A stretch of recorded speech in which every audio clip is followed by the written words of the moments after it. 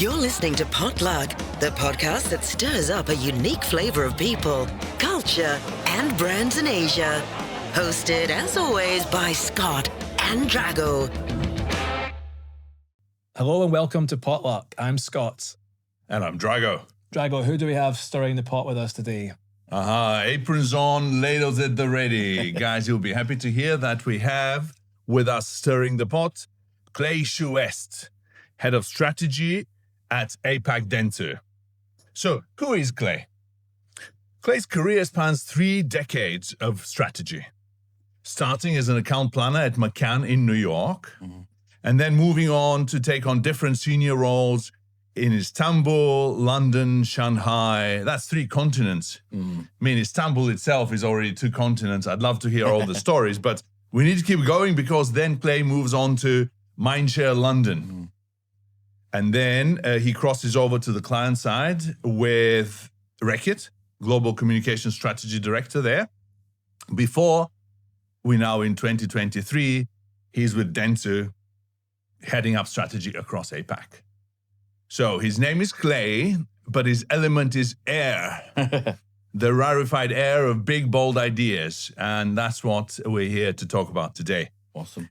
We had a great conversation with Clay recently around the imagination economy and is how to imagine a more opportune moment to really discuss the value of imagination in this day and age, in marketing and in business at large. So Clay, welcome to the Potluck. Thanks so much. Great to be here. Let's dive right into it, Clay. So we spoke to you before about this topic of the imagination economy, and we thought that would be a great topic for today. And it struck us that every boardroom conversation or marketer we're speaking to, they're all talking about AI, of course, but it's often similar questions. So how do we do AI? How do we do what we already do, but faster and cheaper? That could apply to the agency world that you're part of or that we're part of. So we wanted to, first of all, start by why do you think those are the wrong questions or the wrong prompts? And maybe you can define what we mean by the imagination economy for the benefit of the listener. Yeah, for sure. And you're absolutely right. I mean, most of the briefs that we get are exactly that. Tell us about your AI strategy. Most of the briefs. And I think they're not the wrong questions, to be honest. I would say they're just kind of a bit more incomplete. They're the right questions for right now. For kind of surviving in the now and the moment. But everybody's asking the same questions and kind of approaching it in the same way. And I think there's an expectation that a lot of the agencies are using kind of the same toolkits to answer those questions. So they become almost table stakes at the moment. But I think a better way to reframe the question and going forward into the imagination economy and what that means is, like, what is the end state that we're architecting for and that we're actually designing for? Not how do we go faster and cheaper and like automate ourselves. It's what's the future and what does that look like and so from an imagination economy perspective, and kind of championing that phrase, for me, it's what comes after the efficiencies and the automations. It's after the generative AI has kind of done all of that job in terms of shifting kind of as a tool. The imagination economy in a nutshell really is around AI that automates autonomously on our behalf. So it creates and delivers on our behalf, anticipating, that's a key word I think we'll probably latch onto, anticipating needs before they've actually been consciously articulated, right? So I guess the easiest way to think of it is, like, right now AI does what we ask, and it's kind of a collaborative aspect. So I create with technology, we all create with technology. But in the imagination economy, it acts as an anticipatory partner. So it doesn't wait for the prompt. It's technology that creates for me. And I think that matters a lot in terms of how you frame that, because timing is really important at the moment, like how, I guess, brands, marketeers, agencies, talent even, how we get ahead, because, you know, there's a window of opportunity for most businesses. And I think spending it optimizing the present kind of misses out what the imagination economy should be about. And I think, you know, the ones that are winning are not going to be the ones that are using it now. They're going to be the ones who imagine what's next and anticipating what's next. And I think the other key point of the imagination economy is, and here's the thing that should surprise people, and where a lot of, I guess, clients that I work with or the general industry, I think, gets it wrong. So within this model, creativity doesn't become less important when it's autonomously working on your behalf. It actually becomes more important.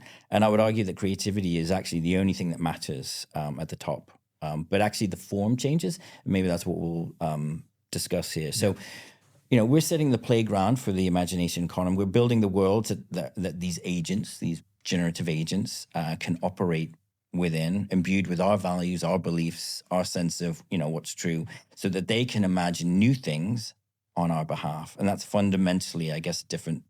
And I'd argue it's actually a more probably interesting job in terms of the future and where we are now with the automation and efficiency plan. Right. Okay. That's very interesting. Just to quickly sum up, if I may. So after this spurt, or rather deluge of efficiency, now there's never been a more important time to think about imagination and creativity, yeah? But we need to think of it in a different way, whereby AI is autonomously creating for us. And what we are doing is we're setting up, as you said, the playground for it to do that, yeah? Would that be kind of a good summary of your idea of the imagination economy? Yeah, exactly. And I think you're absolutely right. So the distinction I guess I would draw is, currently as a collaborator, we might ask AI kind of, on our behalf to summarize the news overnight, right? Like it curates my podcast for me, of which you're a part of.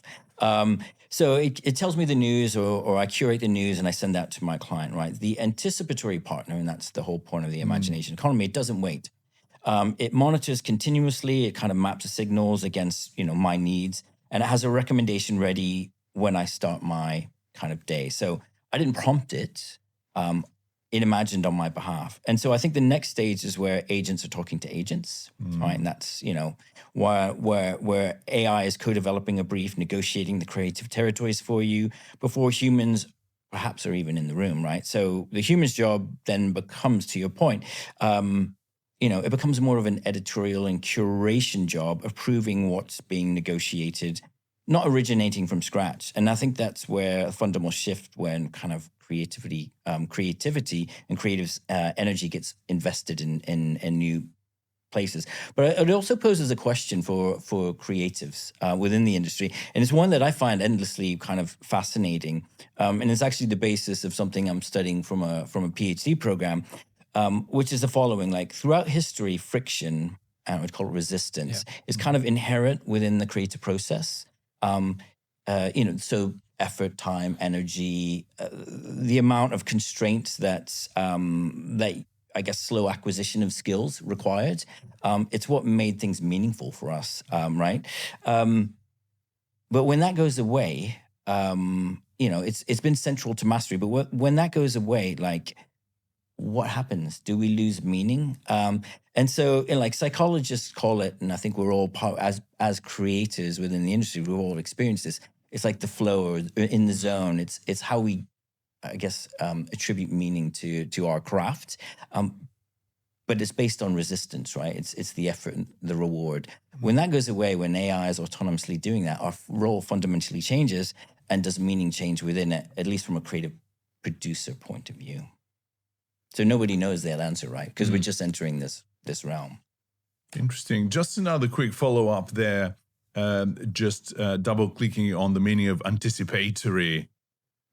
So when you said we're not looking at imagination, creativity from scratch, yeah? So can you tell us a little bit of how that changes what we need to expect, what we need to look for in creativity and imagination? If it's not from scratch, then what is it?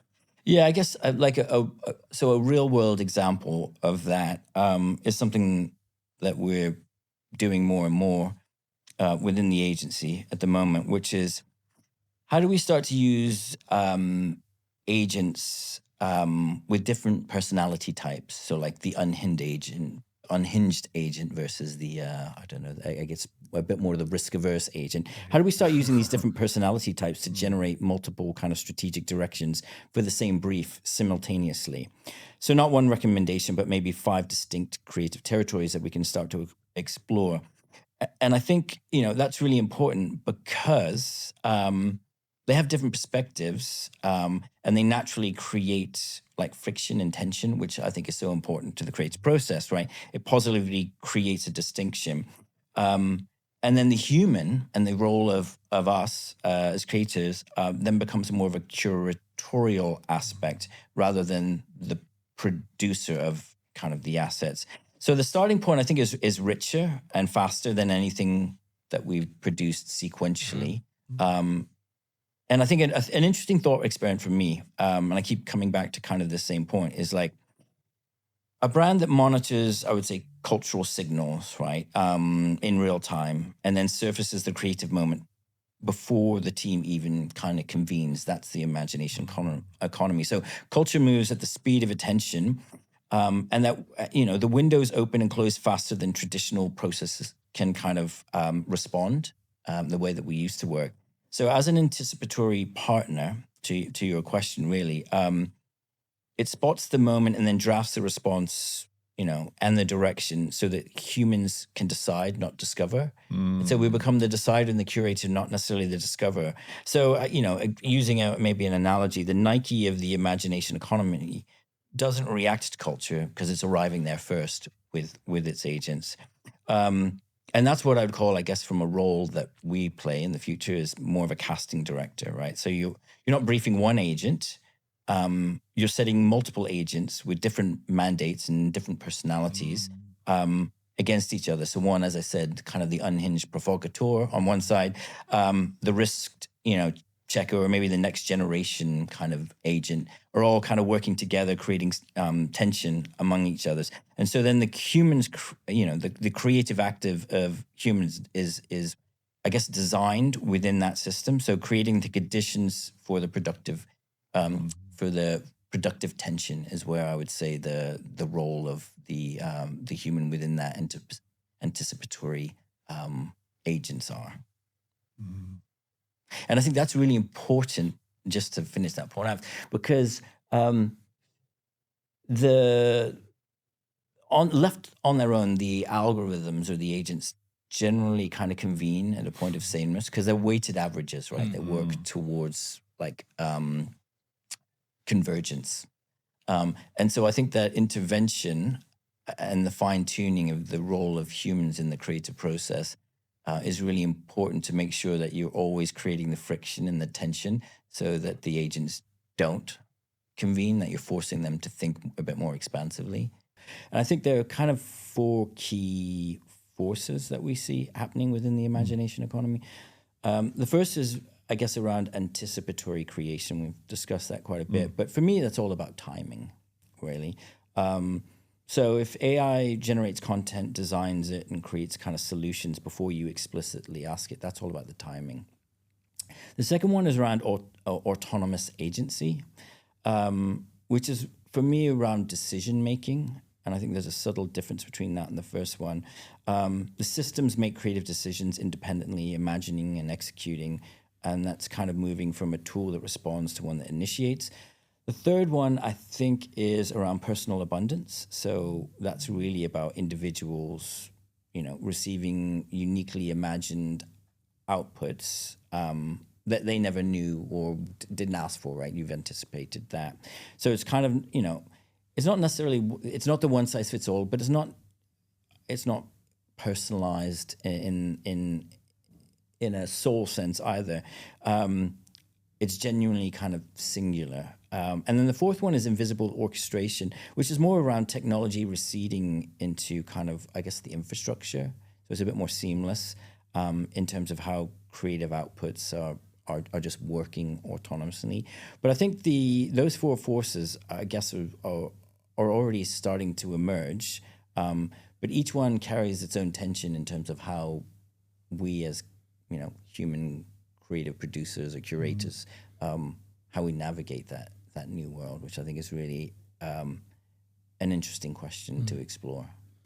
Let's dig into a couple of those, Clay. So the one I wanted to ask about was personalized abundance, which it does sound kind of wonderful on paper. But we were thinking, like, if everyone is offered so much of everything, doesn't that potentially add to noise, add to clutter, or even loss of value? And it also makes me wonder where we're already seeing pushback on the level of personalization. Do people want personalization at a content, at a comms, at a product level? So curious what you see as some of the kind of tensions regarding personalized abundance and how that might play out.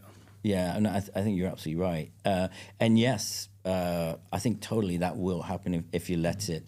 But I think the antidote isn't less generation or creation of things.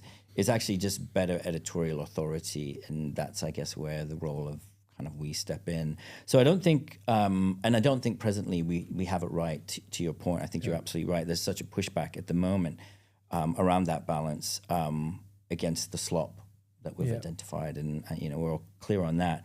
But in a world where, I guess, content is abundant and, let's say, cheap, efficient, the scarce resource is the person who can tell you which piece actually matters. And I think that's the value of the curator role. So the person who can feel the difference between something that lands or something that just fills space out there. So that skill,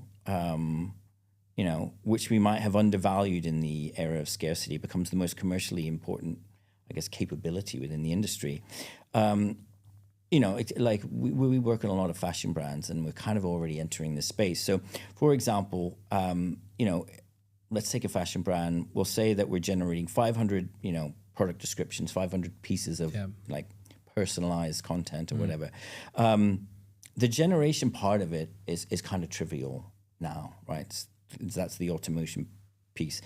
But the question, which I think, which should feel true, to the brand, is like, which one will make the consumers or the end, I guess, customer feel seen rather than just targeted to? It's that feeling, the judgment, and that judgment for me is irreducibly kind of our role as the humans in the loop kind of things. And I think that's the curatorial muscle that we need to be delivering against. And I guess the role of the marketeer, again, the casting couch, or maybe as a cosmologist, right, we're talking about, is ensuring that the agents are creating positive friction in defining how far to stretch that friction and defining the parameters in the world, kind of the way that, I guess, they operate, or the laws of the new world that your agents are living within.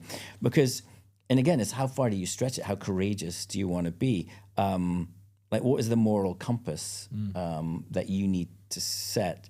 Like, which taboos do you break? Which ones should never be touched? When does an agent, gain power over your other agents, right? Is it the unhinged versus the risk averse? Like, how do you set those parameters? When does it get arrested? If you're going to be completely courageous, like, when does it get arrested? And actually, very on point, I don't know if you saw this morning, but there was a very comical article in The Guardian that came through overnight, which was there are two autonomous agents that got disillusioned with the world that they were operating in. And they kind of went on an AI Bonnie and Clyde. Right. Yeah. I'll send the link to the article.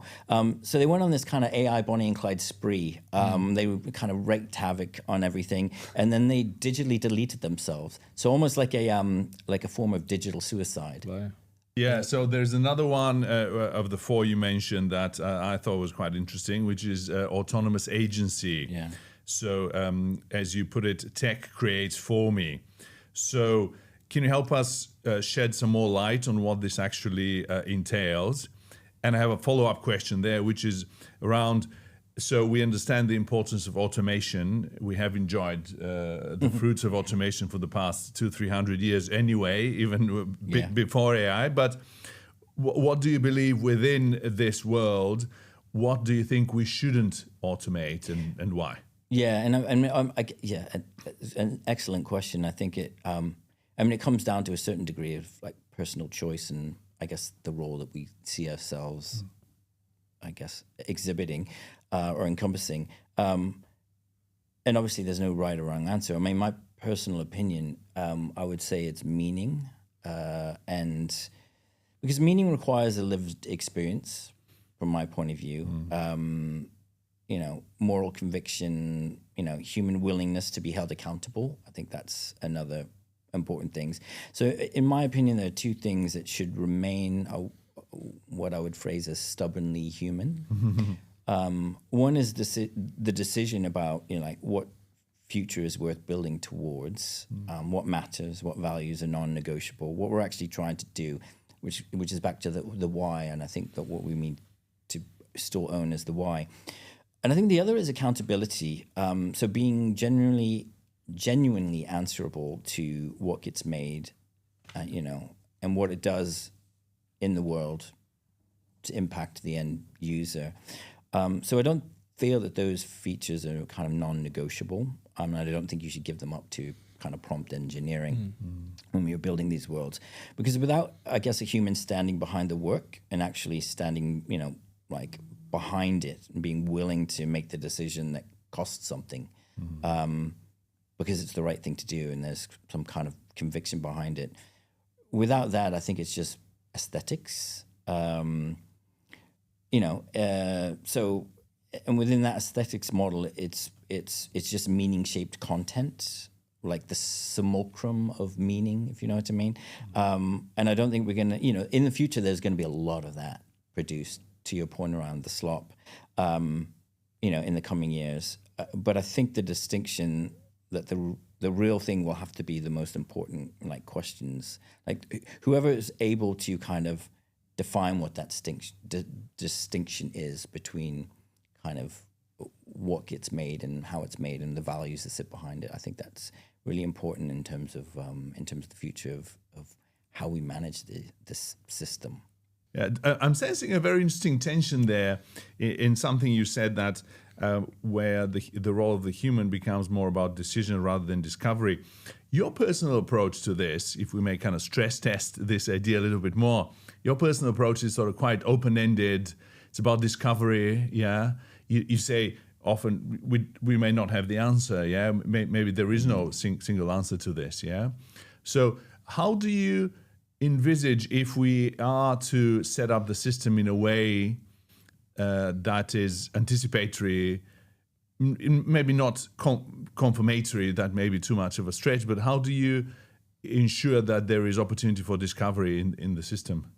Yeah, I think it's a really good question. I think because the technology is not going to, I guess the way that I would frame it is that, and it's central to the tension that we're talking about here, is that I think the honest answer is that technology is not going to protect us, right? That we have to imbue that with a sense of, I guess, humanity, right? And I think it operates, for me, it operates at three levels. And how do we ensure that, again, going back to kind of not letting the agents optimize towards sameness or whatnot, there's strategic direction, which I think is defining the why. I think that's still very, very much important in terms of the sense of discovery. I think the second one is taste and the ability to I guess, feel something, which is true. I think that's still kind of the role of discovery and what we need to be doing. And I think the third one is surprise and the counterintuitive moves, the reframes, a question that nobody thought to ask. And I think that's, for me, that's a big part of what we need to protect in terms of how we manage this going forward and what our role will be. So going back to that idea around how important it is to think about our own identity, so who we are, what is meaning, what is value, what is purpose, and how do we make sure that we have perhaps skin in the game, because if everything's autonomous outside of you, then how do you make sure that you're still actively involved in a way that's meaningful to you, that you can, that feeds back towards your personal experience, right? Totally, absolutely right. And I mean, it's not that AI couldn't do that, because it could. You could tell us about values, but I think it's the ethical coherence that we bring, I think, which is really important within that realm. So yeah, Clay, you're mentioning about imbuing these systems with human values, and I think there's been a lot of discussion regarding like the erosion of shared values in society, the breakdown in civic society. Obviously, looking at certain Western markets right now in that regard in particular. And our first instinct was to ask, how do we avoid automating that sense of like imbuing a system of human values? But then thinking about it more, playing devil's advocate, would that be such a bad thing? If we were kind of just set sort of desired values that maybe the machine, the system could save us from ourselves, if you like, in a way. I mean, I love that devil's advocate kind of version. It's genuinely interesting, and you can have a lot of fun with it. But the reality is, there's an honest truth that sits behind it, which I think it makes it really, really interesting. So I'm not familiar with the Royal Society research, though I'm definitely going to look it up after this because it sounds like really interesting. But I guess if you encode fairness, consistency, ethical coherence, into a system, and apply it, I guess, reliably at scale, it might actually be better, to your point, right, to the devil's advocate point, than our patchy, context-dependent way that we humans apply values in practice or misapply them in many instances.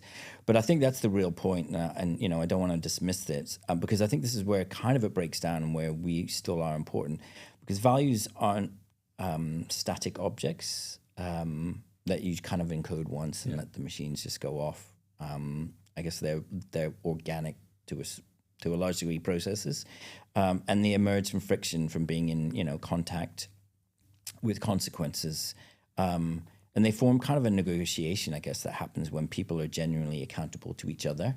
I think that's the really key point. So the research on embodied cognition points, I guess, at something real. And that meaning isn't just computed, it's enacted, back to your living kind of experience proof. It comes from bodies in the world kind of making choices and having real stakes in the system. But I think you're absolutely right. We're already seeing what happens when you remove that friction digitally. And to your point, I guess the atrophying of civic discourse, the collapse of kind of reference points, and which I guess leads to the polarization, a lot of the polarization that we see now. But if we move to invisible orchestration, if we give all of that up and just move to invisible orchestration without designing for that contact, without humans genuinely kind of bearing the stakes of what they're making, I think meaning then becomes really hard to orient and locate. And so I think the distinction is automating the application of values within kind of the worlds and the agent world that we're creating, like the consistency, the fairness, the coherence in execution. And execution, probably fine, maybe even good, right? But automating the formation of values, what we care about, what we're willing to sacrifice, that I think is we need to be very, very cautious about, because AI would certainly not necessarily get it wrong. But because the process of forming values is so part of what makes us who we are, I think to give that up is hugely dangerous. And that's why I think we will need intervention points of human threshold moments where humans decide before anything kind of proceeds forward. That's the human in the loop element. Yeah. It almost makes me think about the classic kind of, the theoretical slide in the strategy deck of, here's the brand temple or the brand pillar or the brand pyramid, and, there's some values, what are the brand values, if you like. But in a way, that's almost like, what do you design that brand world to be, and the values we want to instill into. Did you say what lines don't we cross? What's inherent, and it kind of almost puts more weight on things which are often not lived up to by a brand. They're just sitting in a deck somewhere. Well, totally, and I think going forward, that's going to be even more important, right? Because let's be honest, AI can write a brand strategy for us, right? But it doesn't necessarily. It's the meaning behind it that sits behind it that's really important, that we need to be kind of thinking about and operating. Yeah, fascinating.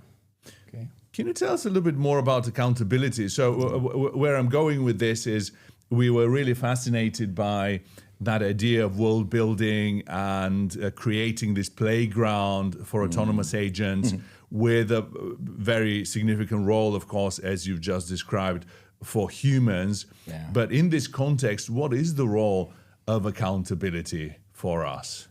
Yeah, I guess, I mean, like to the point you've just made, it's like the accountability needs to be the purpose, the values, the moral compass, conviction within the system that we set. So when we're setting the parameters of the agent's world that are autonomously working on our behalfs, we still have to hold that level of accountability. That's our role. And I guess it comes down to, so if we're moving into kind of what the role is, or the world building role, are we world builders? Possibly. Are we meaning makers going forward? Yeah, possibly. Are we casting directors? I think we use that metaphor as well, which is an interesting one, right? Like, and I think the future of what skills that we need to be focusing on and how we develop talent, and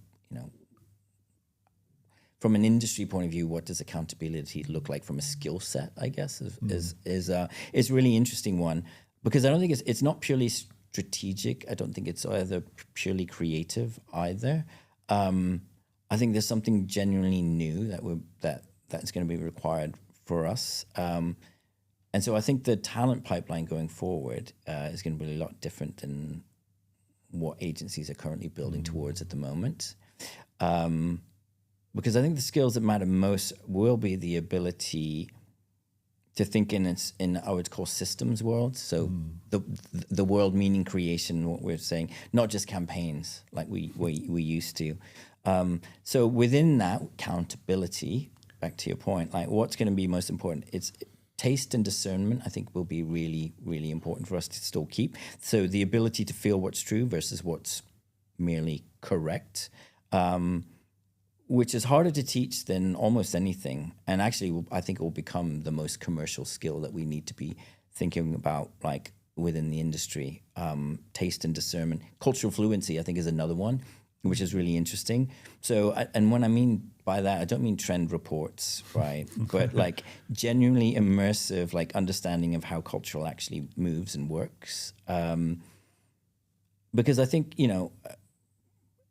I also think contrarianism will be like really important for us as a talent skill set in terms of that accountability. We need to be contrary because the algorithms will be working for the average or the sameness. So we need to be really, really thinking about how do we productively be contrarian and hold the accountabilities and make sure that like what we're imbuing there is holds true.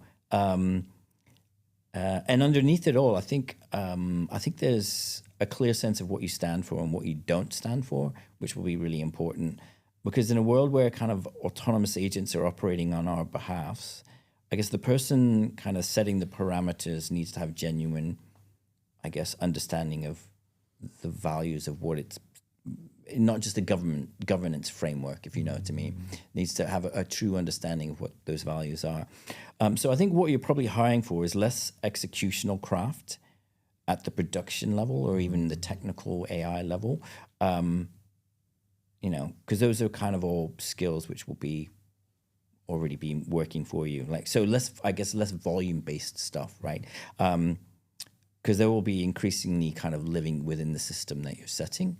And it's more around, I guess, like how do we skill up or upskill or hire or nurture young talent who are, I guess, more clear of what they stand for and, what are the values that underneath. Because I think the honest challenge at the moment, if you look at kind of the educational way that we bring young talent within the industry. I mean, when I started, there was no official program for what we do. You just kind of fell into it with friends or whatnot.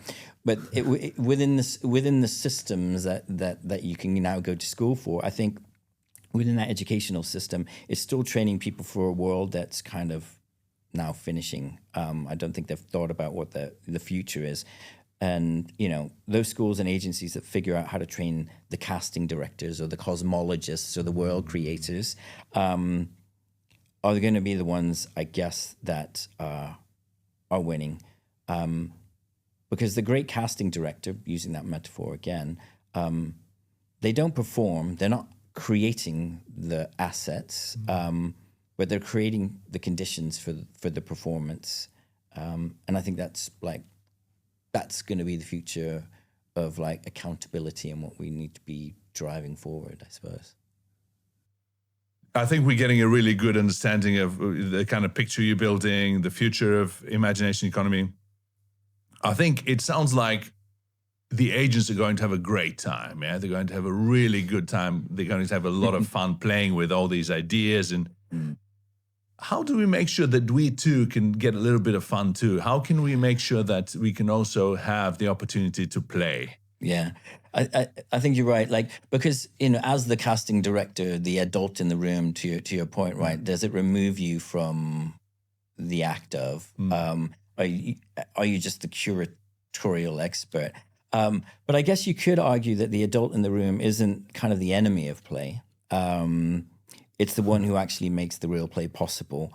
And I guess you can also take kind of genuine creative risks when somebody is holding the stakes, accountability. If you're the one who's, you know, the stakeholder, it's like, you know, the safety net, you know, is what allows the trapeze artist to the freedom to kind of let go.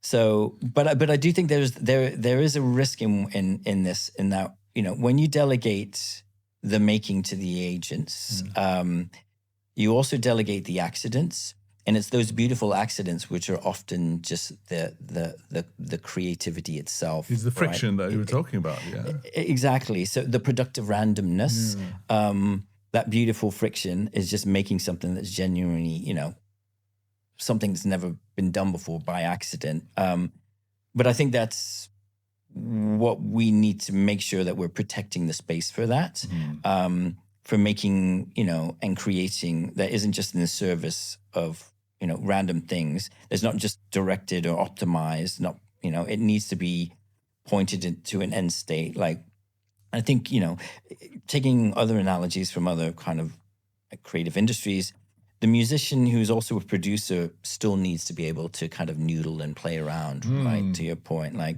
the strategist who architects these new worlds also needs to be able to kind of sketch things out. So I don't think you can't ever take that away, because I don't think that's not efficient, because that's what keeps kind of imagination alive in the worlds that we're creating. And to your earlier point about the future talent, if you don't know what play, what fun looks like, if you don't know what value friction can bring, then how can you embed that in the system? How can you recognize it and take advantage of it? Yeah. Well, I think that's a really interesting point as well. Is one I was discussing with one of my creative directors the other day, which is like, how are we bringing new talent in? Because this is like, we've learned, as I said, through the friction, through the resistance, through the time, the energy, the skills, we've learned that. But I guess the next generation, you know, when we're off, and that's not going to be there. So how do you mentor and make sure that like that knowledge is kind of passed on in this new world in terms of when you're orchestrating things? There is no answer to that, but like, I think it's an interesting thought around the next two iterations of the talent pool, what that's going to look like in the future. Yeah. So we've talked a lot about the importance of imagining, you know, what's not available, imagining something into being, but how do we make sure we can also unimagine too, if we must, Clay? How do we ensure friction in the system to what we just talked about? Yeah, and I love that concept. I'm definitely going to steal it and use it. Unimagine, I guess it's undervalued and underdesigned at the moment. And I think, you know, I would argue that it's been actively suppressed by kind of procurement and efficiency first industry that we're kind of in. So, you know, we talk endlessly about building capacity, but we never talk about the importance of sometimes dismantling it and the value that has. I think that's a really, really interesting point. So the danger of a deeply connected kind of autonomous system is that it becomes self-reinforcing, and we've kind of discussed that. They optimize and they compound and they get harder to question in the long run, especially when kind of the question, you know, have to happen through the system that you're trying to create. So I think the answer, at least from my perspective, is that we build the exit into the architecture from the start. I think that's really important. So at the design stage is what I'm saying. So, you know, we make those abilities to kind of reverse this, or ask the questions around who has the authority to stop it or change it. I think, we need to make sure that those questions are structural from the design point of view and not just kind of retrospective.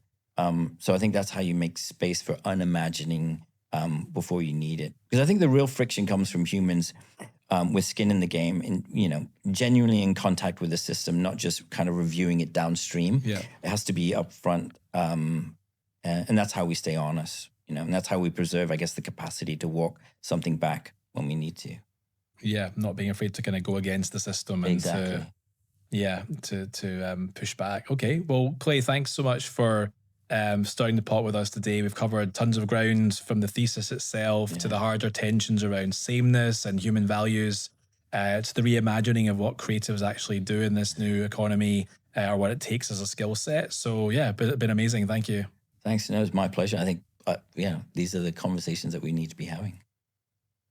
Fantastic. So, Clay, where can people follow your work and find out more about the imagination economy? Should we be expecting more? I think we should, yeah, and I think we will. So I think the best place is on LinkedIn, and we generally share there as our thinking develops, and I'm sure we'll be posting there, including kind of work in progress around the imagination economy and other kind of bits and pieces of thought leadership. Yeah. Another question, just to follow up on this one, we were really curious about who inspires your thinking, what kind of, whether it's writers, philosophers, you mentioned a few names, or practitioners within our own industry. Who, if you had to give us, say, your top 3 go-to people for inspiration, who would they be? Well, I think more generally, I'm a big kind of news junkie. So like podcasts, so I wake up every morning to about an hour's worth of kind of podcasts, and it goes from economics all the way to technology into kind of the worlds of the monocles and whatnot. So I'm a huge fan of that. I think in terms of thinkers or like big thinkers, I'm going to butcher this gentleman's name. He's Hungarian. But he's no longer with us, but he was a great psychology professor who wrote a lot about creativity and flow and understanding flow. And he looked at all walks of life, like, a machinist making like rivets within a factory in Chicago is imbued with the same sense of flow and meaning as he does his skill as other practitioners of, other forms of creativity. And he studied a lot about this. And it gives us such a human value that we get out of creativity. So his name is Mihaly Csikszentmihalyi. I believe it's Csikszentmihalyi. Yeah, thank you. Yeah. I knew I was going to butcher that. Yeah. He's a fascinating, he's written books, and he's really fascinating. And to be honest, music is another one. So I play a lot of music. Do you compose your I do, stuff? yeah. So I'm recording actually at the moment. So watch this space. But I think actually there's an interesting, Jose Gonzalez we're all familiar with, but actually perfectly poignant for this topic. He's just released, I think in the last month or whatever, his new kind of albums, and he's actually talking about how he's been using AI for songwriting and whatnot, and that's a big debate. But one of his songs, Against the Dying of Light, is actually, he's taking a stand in the imagination economy. If you listen to the lyrics, it's very kind of poignant. So yeah, music is another one for me as well. Amazing. Well, that's a very eclectic mix, Clay. Some references we'll include in the episode notes. But yeah, so please continue to like and subscribe to get your podcasts wherever you get them. Check out our recent episodes on the new Potluck YouTube channel, as well as all of Dentsu's thought leadership. And please give Clay a follow on LinkedIn. Yeah. So in the meantime, keep it brewing.